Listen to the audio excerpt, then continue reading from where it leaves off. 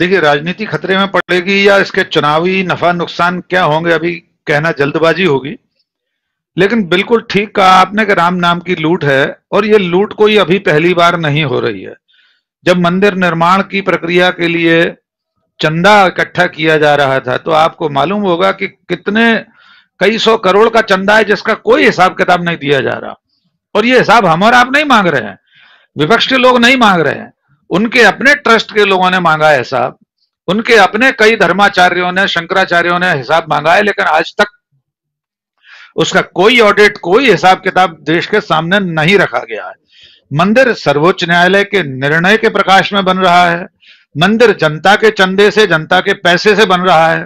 तो देश को यह जानने का हक है कि वो जो पैसा उसने दिया था, जिसने 10 रुपए भी मंदिर के निर्माण के लिए दान दिया हो, उसे हिसाब मिलना चाहिए। एक बात, ये जो भ्रष्टाचार अभी सामने आया है, कल परसों जिस तरह की खबरें आई हैं, ये पहली घटना नहीं है। आपको पिछली घटना याद है, चंपक राय जी ने जिस तरह से उस जमीन की खरीद फरोख्त, कितने कितने गुना कीमत पर खरीद ली मंदिर ट्रस्ट ने वो जमीन। प्रथम दृष्टया कोई भी जान सकता है कि वो खुला भ्रष्टाचार 420, 467, 468 का केस है। सीधे मुकदमा दर्ज होकर गैर जमानती धाराओं में उन सबकी गिरफ्तारी होना चाहिए।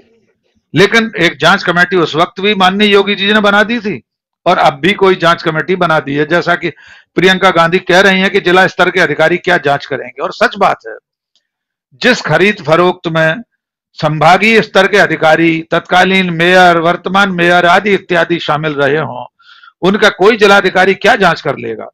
और पिछली जो अनियमितता थी उसकी जांच का क्या परिणाम निकला, देश में कोई पूछता नहीं है।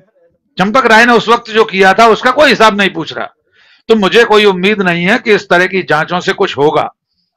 जहां तक प्रियंका गांधी और कांग्रेस का प्रश्न है, मैं दिनेश जी की बात से सहमत हूं कि जो मुख्य विपक्षी दल समाजवादी पार्टी उत्तर प्रदेश में, और तीसरे नंबर पर अगर हम कांग्रेस को या बसपा को मान लें, इनकी जिम्मेदारी है कि अपने मतदाताओं को, अपने प्रदेश के नागरिकों और पूरे देश को, चूंकि राम मंदिर का विषय कोई उत्तर प्रदेश का विषय नहीं है, पूरे देश का विषय है, तो ये आंदोलन के स्तर तक ले जाएं इस भ्रष्टाचार को, इस अनियमितता को, और बताएं कि राम इनके लिए आस्था का विषय नहीं है, इनके लिए चुनावी राजनीति और आर्थिक संसाधन जुटाने, अपनी झोली भरने का साधन है। ये बार बार सिद्ध हो रहा है। और मैं तो ये मान रहा हूं कि अगर गलत है, ऐसे आरोप गलत है, तो बीजेपी और सरकार इन लोगों पर कार्रवाई करे जो लोग आरोप लगा रहे हैं। उस वक्त भी पिछले मामले में संजय सिंह आम आदमी पार्टी के सांसद हैं, उन्होंने इतनी प्रेस कॉन्फ्रेंस की, दस्तावेजी प्रमाण पेश किए। सुप्रीम कोर्ट की निगरानी और सुप्रीम कोर्ट के आदेश के बाद जो मंदिर बन रहा है, अगर उसमें वित्तीय अनियमितता, आर्थिक अनियमितता, जमीन की खरीद फरोख्त में माफियाओं की तरह कोई काम कर रहा है, तो क्या सुप्रीम कोर्ट की जिम्मेदारी नहीं है कि वो सो मोटो, स्वप्रेरणा से इसकी कोई जांच बिठा दे, अपना कोई रिटायर्ड जस्टिस के जरिए इसकी जांच कराएं? लेकिन कोई नहीं करा रहा है, इसकी कोई सुनवाई नहीं हो रहा। मैं अंतिम एक बात यह कहना चाहता हूं कि जो भारत का जो बहुसंख्यक समाज है, जो हिंदू समाज है, ये उसके चेतने का भी तो समय है। क्या सचमुच उसका विवेक भारतीय जनता पार्टी के केशव कुंज में, संघ मुख्यालय में, झंडे वालान में गिरवी रख दिया गया है कि उसे नग्न आंखों से, खुली आंखों से यह सच दिखाई नहीं दे रहा कि ये लोग मर्यादा पुरुषोत्तम भगवान राम के नाम पर देश को और उन्हें लूट रहे हैं।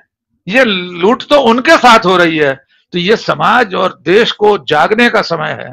उसे चेतना होगा कि उसके साथ धोखा हो रहा है। वो कब जागेगा, किस रूप में जागेगा, अपने जागने का प्रमाण वो ईवीएम में दर्ज करेगा या किसी और रूप में, ये हम नहीं जानते। इसके लिए प्रतीक्षा करनी होगी राजीव जी। बिल्कुल, इसके लिए इंतजार करना